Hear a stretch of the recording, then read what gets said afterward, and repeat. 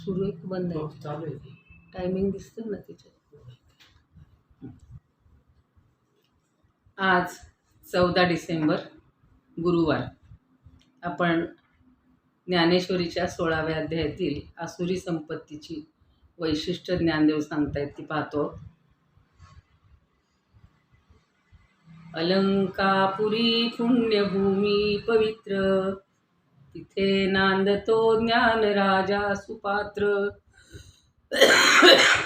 तया आठविता महापुण्यराशी, नमस्कार साष्टांग श्री ज्ञानेश्वरासी. माता यस्य तपस्विनी च जनको, वैराग्य रागान्वित भ्रातारो गुरुणा निवृत्तिसहिता, निर्वृत्तिका संस्थिताः. इत्थं साधु कृपान्वितं स्वयमहो ज्ञानामृतेनावृतं, वन्दे तं करुणाकरं प्रभुवरं श्रीसंत ज्ञानेश्वरं. श्रीसंत ज्ञानेश्वरं. ज्ञानेश्वर महाराज की जय. पंढरीनाथ भगवान की जय. सर्व श्रोत्यांना आणि ज्ञानेश्वरी भक्तांना सादर वंदन. आपण 11वा श्लोक पाहत होतो.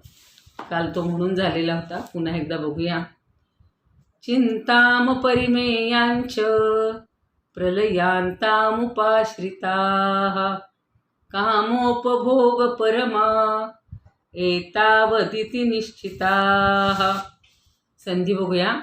चिंताम अपरिमेयांच, याही पाहिला होता अर्थ की अपरिमेया म्हणजे असंख्य, मोजता न येण्याजोग्या. चिंता म्हणजे चिंता कशा, तर प्रलयांताम म्हणजे मृत्यूपर्यंत टिकून राहणाऱ्या, अंतापर्यंत टिकून राहणाऱ्या अशा असंख्य चिंतांचा आपण काय करतो, प्रलयांताम उपाश्रिताः, आश्रय घेत असतो आपण, म्हणजे आसुरी संपत्तीचे लोक. आणि काय करतात, कामोपभोग परमा म्हणजे विषय भोग किंवा कामनांचे भोग याची त्याची शांतीच होत नाही. ते भोगण्यामध्येच ते तत्पर असतात, उपभोग घेण्यामध्येच मग्न असतात. आणि एतावतिति निश्चिताः, आणि त्यामध्येच सुख आहे, सगळ्या कामनांच्या पूर्तीमध्येच सुख आहे किंवा सगळ्या इच्छा भोगण्यामध्येच सुख आहे असं ते समजत असतात किंवा असं समजणारे असतात. एतावत इति निश्चिताः, एवढीच त्यांची अपेक्षा असते किंवा असंच ते मानत असतात. म्हणजे आमरणांत, मरणापर्यंत चिंतांचं ओझे घेतलेले, विषयभोग भोगण्यातच तत्पर असलेले, आणि हाच काय तो आनंद. काही जण म्हणतात ना, एन्जॉय करायचा. मी काल बोलले होते की हे आयुष्य कशासाठी आहे, आनंद उपभोगण्यासाठी. पण आपण ज्याला आनंद म्हणतो, विषयांच्या आनंदाला, ते आनंद, तो आनंद कधी कायम टिकतो का? हो, नाही. तो क्षणासाठी असतो. आणि म्हणून ते जे आहेत त्यातच आनंद मानणारे किंवा हाच खरा आनंद आहे असे मानणारे हे आसुरी प्रकृतीचे लोक असतात, असं ज्ञानदेव पण आता त्याच्यावर काय म्हणतात बघूया आपण.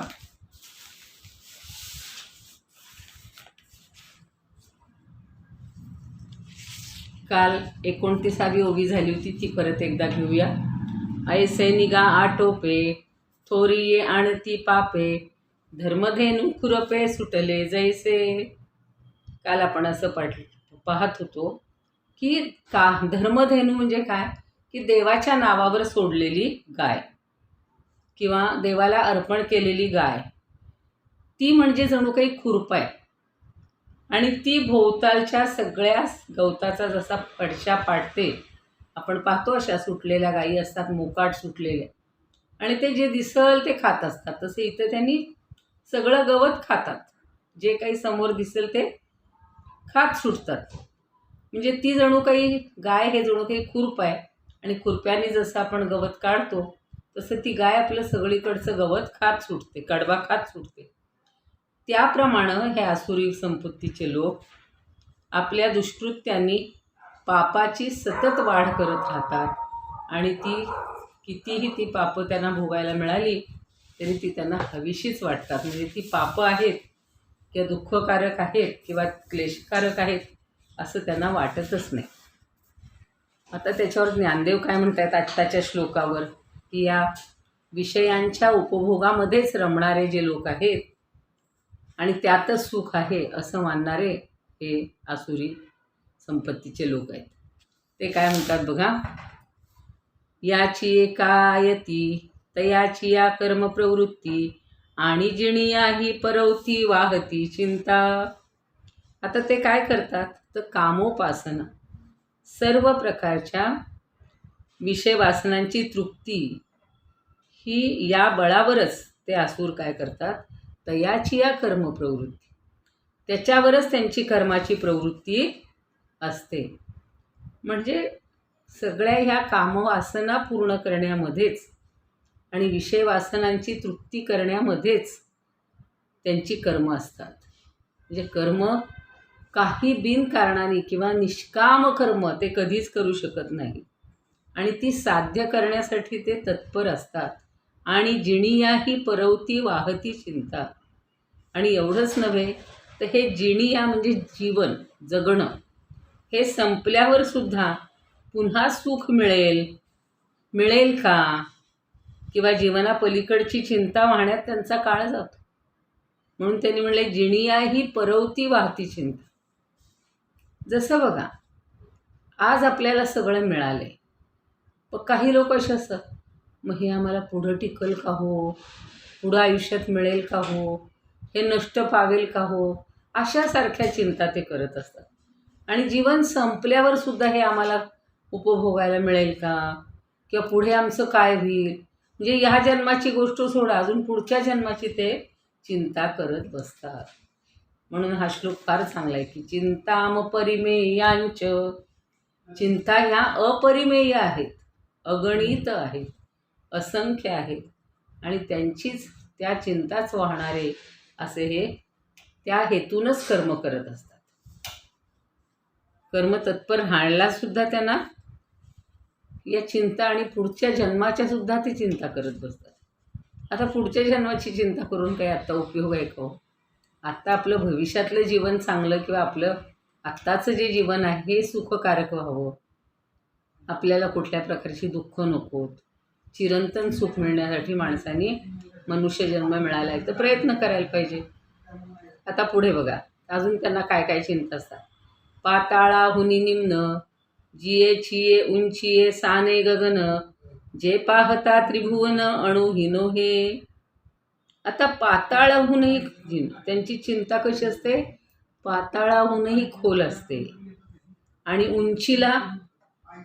उंचीच्या दृष्टीनं उंची आहे साने गगन, साने म्हणजे लहान, त्याच्या चिंतांची उंची इतकी असते की ते गगन आकाशसुद्धा त्यांना लहान वाटतं, ठेंगणं वाटतं. म्हणून म्हणतात ना की आकाश ठेंगणे वाटणे, असे आपल्याला वाक्प्रचार आहे. म्हणजे आपण इतके मोठे झालो की ते आकाश आता लहान झालं असं वाटायला लागतं. तसं इतक्या त्याच्या चिंता असतात की पाताळसुद्धा खाली कमीच वाटतं, पाताळाहून त्याच्या चिंता खोल असतात आणि गगनापेक्षासुद्धा उंच असतात. म्हणजे त्याला कुठल्या आकाराचं काही वाटतच नाही. जिये छिये उंचिये साने गगन, जे पाहता त्रिभुवन अणुहीनो हे. आणि हे सगळं त्याच्या चिंता इतक्या त्याला ठेंगण्या वाटू लागतात की जिच्या आकारापुढे हे त्रिभुवन हे कणभर वाटायला लागतं, छोटंसं वाटायला लागतं, अणुसुद्धा नाही. आता मला सांगा त्रिभुवनाचा केवढा व्याप आहे, पण त्याच्या चिंतांची एवढं मोठं ढिगारा असतो की एवढं त्रिभुवनसुद्धा त्याला अगदी कणासारखं अणुसारखं वाटायला लागतं. म्हणजे ही अतिशयोक्ती नाही आहे, पण अशा पद्धतीचे अशा प्रकारचे लोक असतात, एवढं आपण लक्षात ठेवायचं. तैसी चिंता अपार वाढविती निरंतर, जीवी सुनी असार विषयाधिक. मग आता हे काय करतात, नाही ते योगपटाची मवणी जीवी अनियम चिंतवणी, जे सांडून नेणे मरणी वल्लभा जैसी. आता एखाद्यानं नव्यानं जर संन्यास धारण केलेला असेल तर त्या माणसाला किंवा त्या संन्याशाला सगळे नियम जरा पाठ करावे लागतात, घोकावे लागतात. म्हणून त्यांनी म्हणले, योगपटाची मवणी जीवी अनियमन चिंतामणी. म्हणजे त्याची चिंता सती तो करत राहतो किंवा त्याचं चिंतन करत राहतो. आणि मग त्याच्या मनामध्ये सतत चिंता राहतात की अरे अच्छा, मी अगोदर ही गोष्ट करायला पाहिजे होती का, आधी काय करायला पाहिजे होतं, प्राणायाम करायला पाहिजे होता का, किंवा आधी मी सगळ्या इंद्रियांवर ताबा मिळवायला पाहिजे होता आणि मी आता अगोदर हेच करायला घेतलं. अशी जशी नव्यानं जर एखाद्यानं संन्यास धारण केला तर त्याला अजून संन्यासी जीवनाची थोडी सवय व्हायची असते. जे सांडू नेणे मरणी वल्लभा जैसी. आता इथं उदाहरण कुणाचं दिलं की जे सांडू नेणे वल्लभा जैसी. वल्लभ म्हणजे पती. आता एखादी पतिव्रता आहे, ती काय करते हो की पतीला त्याच्या मृत्यूनंतर सुद्धा सोडू इच्छित नाही. जे सांडू नेणे मरणी वल्लभा जैसी. कवटाळून बसतात बायका, म्हणजे नका, नेऊ नका, मला इथंच ठेवा, त्याला इथंच ठेवा किंवा त्यांना इथंच ठेवा. आता मरणानंतर त्याला कवटाळून किंवा त्याला न सोडून चालेल का हो? त्या गुरुचरित्रात तर अशा किती कथा आहेत हो. आजच सकाळी वाचत होते की तिथे तिचा मुलगा जातो आणि ताना म्हणजे 4-5 वर्षाचा असेल. आणि सगळे लोक म्हणतात की आता त्याची क्रिया करायला दे बाई, दे बाई. तर नाही, ती तयारच नसते. मग तिला कोणीतरी सांगतं, एक योगी भेटतात आणि ते सांगतात की तुला जिथून आशीर्वाद मिळालेला आहे तिथे तू जा. म्हणून ती पुन्हा गाणगापूरला परत जाते. आणि तिथं गेल्यानंतर सुद्धा हे लोक म्हणतात आता रात्र झाली आहे, परत कुत्रे बित्रे सगळे पशु पक्षी त्रास देतील, तुम्ही द्या, आम्ही त्याला हे करून येतो. नाहीच, ती हातानं कवटाळून ठेवते आणि तशीच त्या समाधीवर किंवा त्या चरणांवर, पावलांवर, पादुकांवर डोकं टेकून पडते. तिला दृष्टांत होतो. आणि ते जे महाराज आहेत किंवा स्वामी आहेत ते तिला दृष्टांत देतात की तू तुझ्या मुलाला जीवदान दिलेलं आहे किंवा तो होतो जिवंत. आणि ती बघते तर त्याचे अंग गरम लागायला लागतं, त्याची हालचाल सुरू होते. मग ती नवऱ्याला सांगते, हे बघा याच्यात चैतन्य आलेलं आहे. आनंद होतो तिला. म्हणजे इतकी श्रद्धा बळकट असल्यावर होऊ शकतं. पण माणूस काय करतो, त्या देहाला कवटाळूनच बसतो. आता हे मुलाचं आहे, तसंच पतीचं पण तेच असतं. आणि असे पण रोज जगात उदाहरणं पाहतो. कुणावर तसं येऊ नये हेही पटतं, पण आल्यानंतर ते स्वीकारलं पाहिजे ना. तर ती मृत्यूनंतर सुद्धा आपल्या पतीला जशी सोडत नाही, तैसी चिंता पार वाढविती निरंतर जीवी सुनिय असार विषयाधिक. त्याप्रमाणे हे आसुरी संपत्तीचे लोक मनामध्ये ज्या चिंता वाहतात त्या सतत वाढवत जातात. वाढविती निरंतर, अखंड त्या वाढवत जातात. आणि जीवी सुनी असार विषयाधिक. आणि मग जे विषय उपभोग जे आहेत त्याचा ध्यास जीवी म्हणजे जीवाला लावून घेतात. इतक्या चिंता की समजा आज मला भुकेसाठी काही गरज आहे, तर जेवायला कसं मिळेल ही पहिली चिंता आहे. तर अगदी समोर पक्वानाचं ताट आलं तरी नवीन चिंता तिथे निर्माण होते. किंवा मला झोपायला मिळेल का, बरं झोपायला मिळेल. मग मला सकाळी उठवायला कोणी येईल का, मला गजर लागेल का. म्हणजे त्यांच्या चिंता ह्या कधी संपणारच नाही आहेत. या मी छोट्या छोट्या सांगते आहे, पण या आसुरी लोकांच्या अजून मामाप चिंता असतात आणि त्या कधीही संपत नाहीत. म्हणून आता पुढं काय म्हणतात बघा, स्त्रिया गाईले आई खावे, स्त्री रूप डोळा देखावे, सर्वेंद्रिय आलंगावे स्त्री येतेची. काय अपेक्षा आहेत त्यांच्या या आहेत सगळ्या, की स्त्रियांचं गायन ऐकावं, स्त्रियांचं रूप डोळ्यांनी पाहावं आणि सर्वेंद्रियांनी, सगळ्या इंद्रियांनी त्याला आलिंगन द्यावं. स्त्री येतेची म्हणजे स्त्रियेचंच सगळं त्यांचं चिंतन असतं. विषय चिंतन म्हणजे काय आहे, स्त्री सुख मिळायला पाहिजे. अक्षरशः काहीही विचार करत नाहीत हे आसुरी लोक, की खरंच आता हल्ली काय पेपरला काय, टी व्हीवर काय, व्हॉट्सअपवर काय सगळीकडे दाखवतात बघा, की आई म्हणू नका, बहीण म्हणू नका. म्हणजे अगदी जवळच्या लोकांचं नातंसुद्धा हे लोक विसरतात आणि फक्त स्त्रीचं चिंतन, तिच्या रूपाचं, तिच्या गाण्याचं, तिच्या सगळ्या अवयवांचंच हे चिंतन करत राहतात. म्हणून ते अजून काय करतात, कुरवंडी की जे अमृते ऐसे सुख स्त्रिये परवते, नाहीच म्हणोती चित्ते निश्चय केला.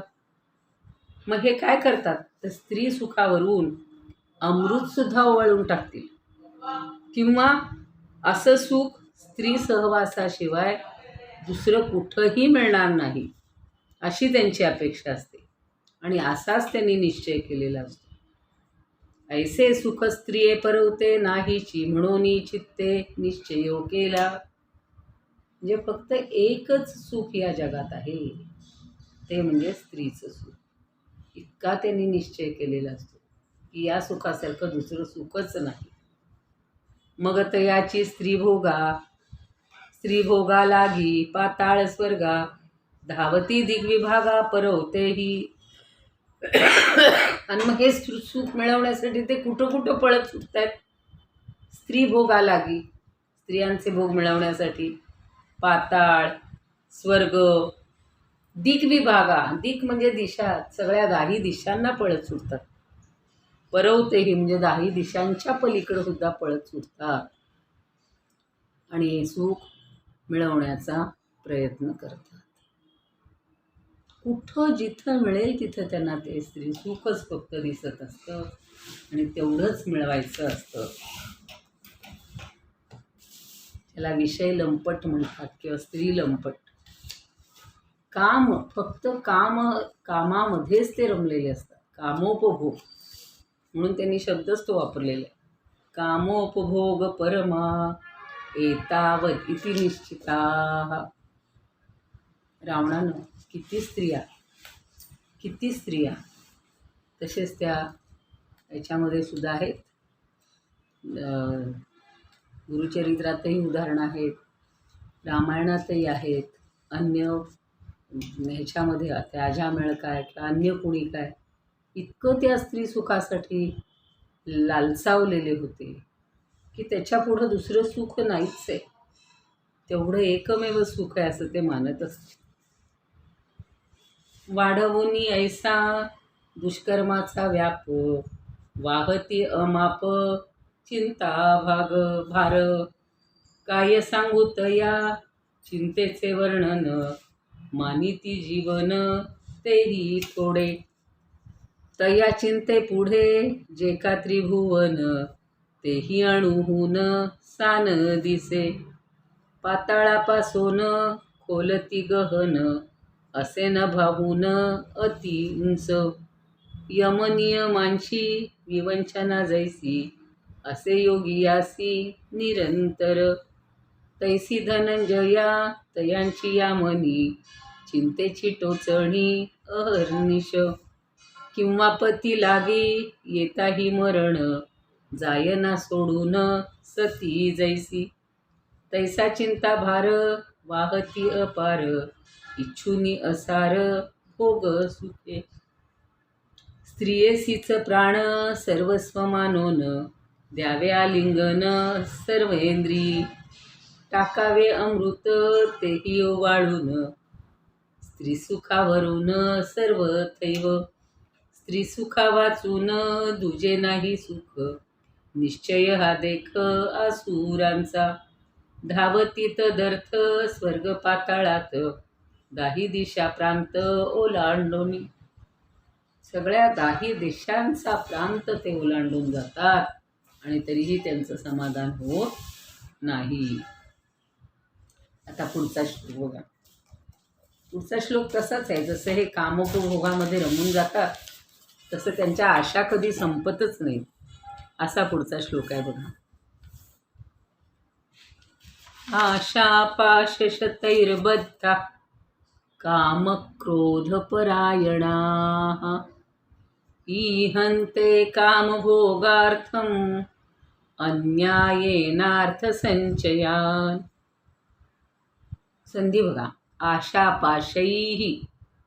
शतैः बद्धाः. एक आशेचा पाश आहे का? नाही. शतैः आशा पाशैः. शेकडो आशेच्या जाळ्यात हे अडकलेले, बद्धा अडकलेले आहेत, गुरफटलेले आहेत. आणि शिवाय कसे आहेत? काम क्रोध परायणा. काम आणि क्रोध यांच्यामध्येच गुंग झालेले आहेत. त्यांना कळतही नाही की आपण इतके कामाच्या मागं लागलोय, आपण इतके क्रोध करतोय, हे समजत सुद्धा नाही. आणि अजून कशाची इच्छा करतात? इहंते कामभोगार्थम. इथं संधी आहे. अन्यायेन अर्थसंचयान. आता ते कसा मिळवतात? अन्यायेन अर्थसंचयान. अन्यायपूर्वक धन संपत्ती या सगळ्याचा संचय करतात, साठा करतात. आणि इहंते म्हणजे इच्छा करतात, त्याच्यासाठी सगळी इच्छा करतात किंवा त्याच्यासाठी सगळे प्रयत्न करतात. आणि कामभोगार्थम, मगाशी तेच आला शब्द, कामोपभोग परमा. तसं कामभोगार्थम, कामनांच्या भोगासाठी, विषयांच्या भोगासाठी अन्यायानं द्रव्य मिळवून पदार्थांचा संग्रह करण्याचा प्रयत्न करतात. परवा बघा, मी नाव गोष्ट नाही घेत, पण आपल्याकडे अन्यायाने मिळवलेली संपत्ती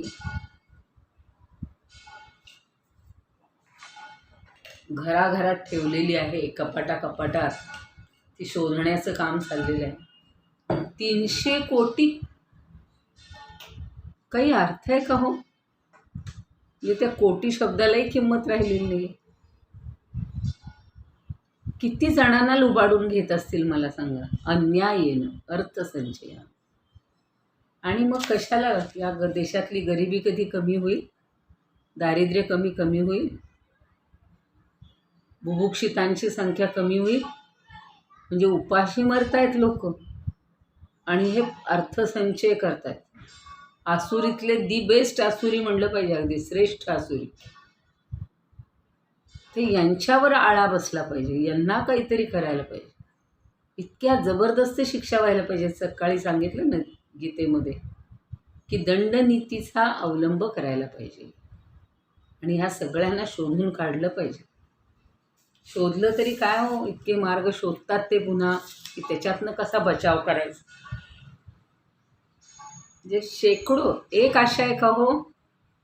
फक्त स्वतःपुरती आहे का? नाही. स्वतःच्या कुटुंबाची, मग कुटुंबातले सगळे संबंधित, मग अजून कोणी मित्रमंडळ, अजून कोणी. आणि या जन्मीच्या नाही, पुढच्या जन्मीच्या 7 पिढ्या. परवा ऐकलं ना, एक शेतकरी किंवा एक व्यापारी चिंतित असतो. देव म्हणतो, काय बाबा तुला कसली चिंता आहे? तर तो म्हणतो, 7 पिढ्यांपुरतंच मिळालंय मला, अजून मला 8व्या पिढीची चिंता पडली. चिंताम परिमेयांचे मगाशी सांगितलं. किंवा आशा पाश शतैः बद्धा. आम्हाला एक आशा नावाची 9वीला कथा होती हिंदीमध्ये. असंच ही जी आशा आहे ना, त्या दिवशी श्लोक म्हणून दाखवला होता की आशा नाम मनुष्याणाम काचिदाश्चर्य शृंखला बद्धायया प्रधावंती मुक्ता तिष्ठन्ति पंगुवत. ही आशा नामक इतकी आश्चर्यकारक बेडी आहे की तिनं बांधलेले जे लोक आहेत ना, तर बद्धायया धावंती प्रधावंती प्रकर्षेण धावंती. तिनं ज्यांना बांधून ठेवलंय ना, ते तिच्या मागे पळत सुटतात. आणि तिने ज्यांना सोडलेलं आहे ना, ते बेडी घातल्यासारखे एक जागी जखडून बसतात. कारण आशाच जर नसेल तर लोक काहीच करणार नाही, धावपळ. पण त्या आशेच्या पाठीमागे किती पळतात. मी आता सांगत होते, माझ्याबरोबरीचे कोणी असतील त्यांना आठवत असेल, 9वीला होता बघा धडा, हिंदीमध्ये होता पाठ, आशा.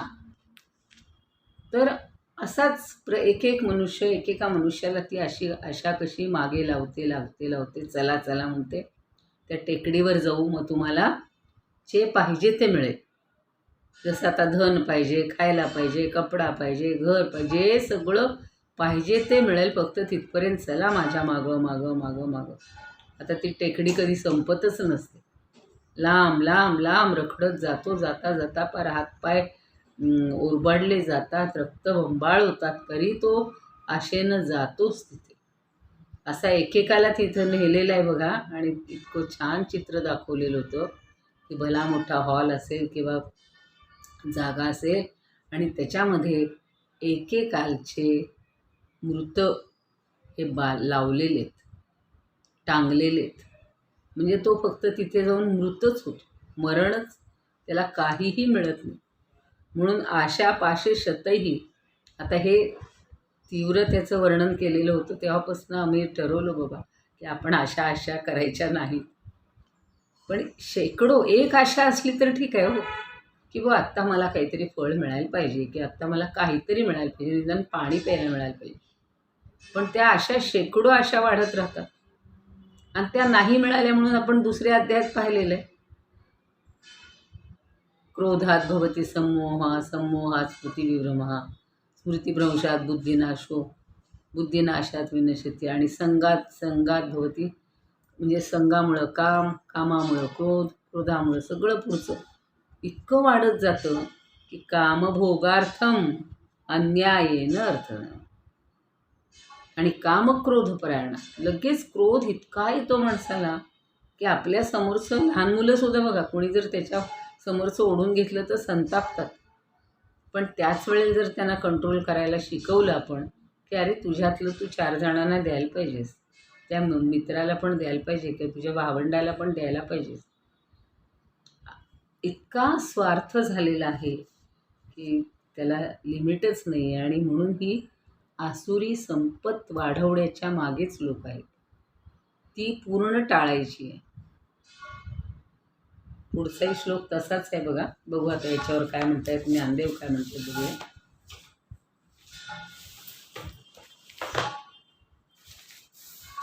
किती आशा त्यांच्या. आमिष कवळू थोरी आशा, न विचारिता घेळी मासा. आता सगळी उदाहरणं ज्ञानदेवांची भरपूर उदाहरणं असतात. तैसे की जे विषय आशा तयासी गा. आता आमिष कवळू थोरी आशा. आमिष म्हणजे ते लावलेलं असतं की नाही गळाला, काहीतरी एवढासा मांसाचा तुकडा वगैरे काहीतरी.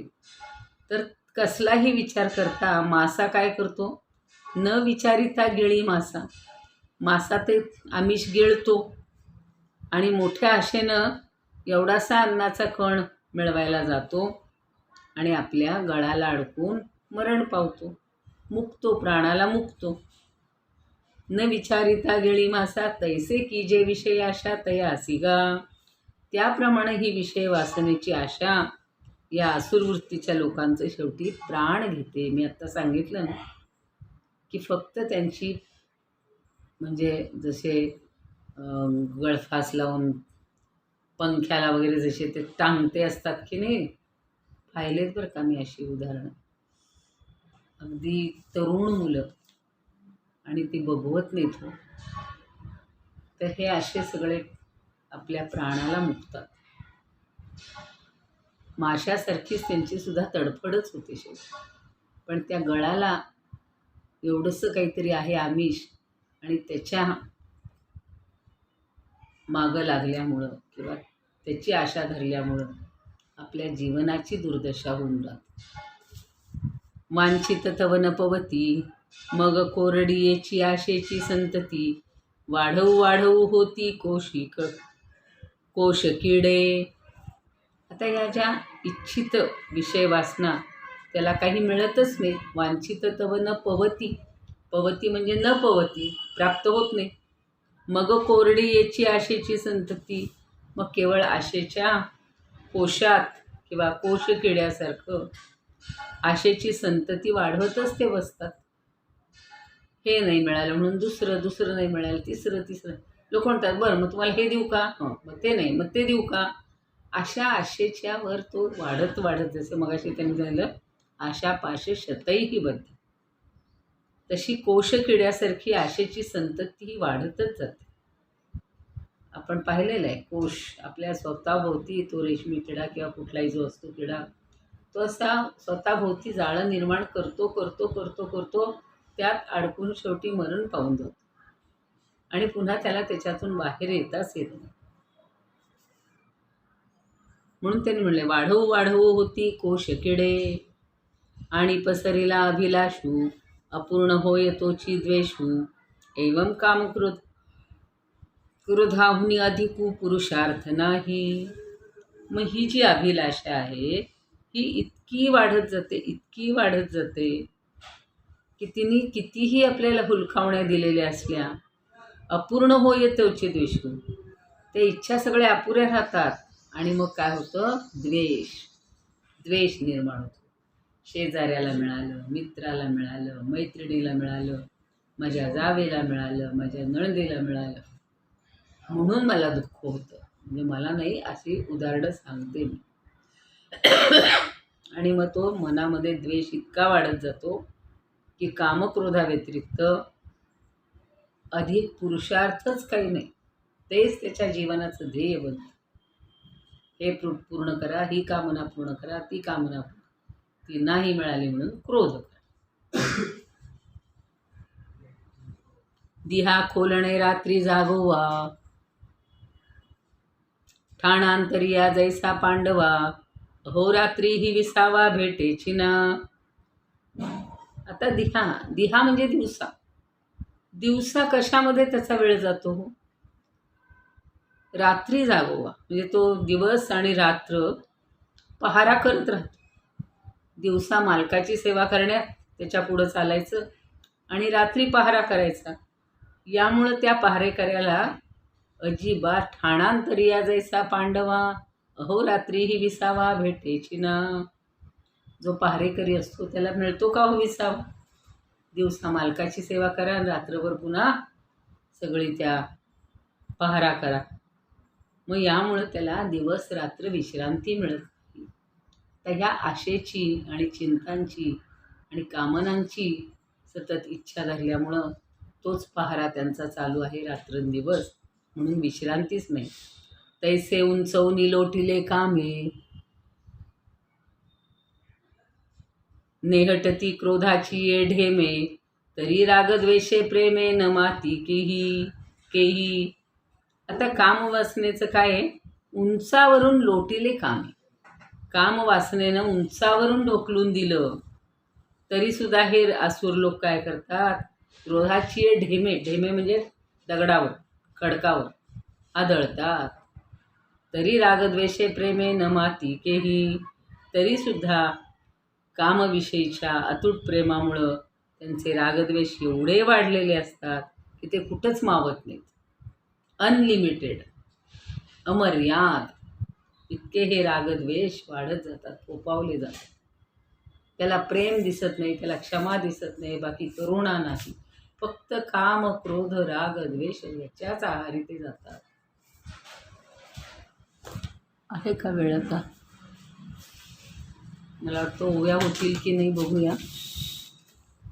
आमिषाचा घास घेळी जैसा मासा, मोहे बळी आशा बाळगोनी, विषयांच्या ठाई ठेविता आसक्ती, तैसी होय स्थिती असुरांची, वांछिले ते प्राप्त न होताही साच, आशा कोरडीच वाढविती, मग जणू कोश कीटकांसमान, घेती ते कोंडोन आपणांसी, वाढविली आशा राहणे अपूर्ण, तोची द्वेष जाण धनंजया, कामक्रोधा विण ऐशा परी काही, तया दुजा नाही पुरुषार्थ, दासा लागीत जैसी सदा स्वामी सेवा, नाहीच विसावा क्षणभरी, तैसे काम क्रोधे तया केले दास, तरी प्रीती द्वेष वाढविती आशा वाढविती तृष्णा, विषय वासना नाना परी अर्था विण कैसे नाना भोगावे ते सांग म्हणून या, मनामाने तैसे जगासी लुटोन, मिळविती धन अगणित, कोणा आडरानी मारिती गाठोन, कोणाचे हिरोन घेती सर्व, कोणा एका लागी कराया अपाय, अघोरी उपाय योजिती ते, फासक्याची काठे पाती भाले जाळी, घेऊनी जवळी श्वानादिक. फासक्या म्हणजे काय, ते शिकारीसाठी दोरांचे फास करतात. आणि चिकाटे म्हणजे चिकटा लावलेल्या काठ्या त्यांनी मारतात. ऐशा रीती पूर्ण सुसज्ज होऊन रानावनातून हिंडोनिया. पारधिते जैसे साधिती शिकार, आपुले उदर भरावया. तैसा तोही कर्मे आचरितो हिन, आसुरत जन धनंजया. परप्राण घाते मिळवून धन, मग संतोषोन काय बोले.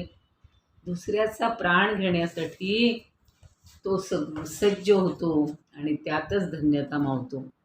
इदमुपकर्तुं भुवनमण्डलं समुदितमिव भास्करं, सादरं वन्दे ज्ञानेश्वरं.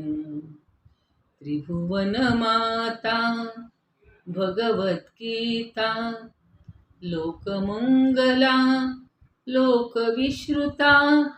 लोकहितं संततं ध्यायता, येन ज्ञानेश्वरी विरचिता. श्रुत्वा प्राकृतगिरं सादरं वन्दे ज्ञानेश्वरं, सादरं वन्दे ज्ञानेश्वरम्. आरती ज्ञानराजा महाकैवल्य तेजा, सेविती साधू संत मनुवेधला माझा. आरती ज्ञानराजा लोपले ज्ञान जगी, हित नेणती कोणी. अवतार पांडुरंग नाव ठेविले ज्ञानी. आरती ज्ञानराजा कनकाचे ताट करी, उभ्या गोपिका नारी. नारद तुंबरू हो सामगायन करी. आरती ज्ञानराजा प्रगट गुह्य बोले, विश्वब्रह्मची केले. रामा जनार्दनी पायी मस्तक ठेविले. आरती ज्ञानराजा महाकैवल्य तेजा, सेविती साधू संत मनुवेदला माझा. आरती ज्ञानराजा. ज्ञानेश्वर महाराज की जय. पंढरीनाथ भगवान की जय.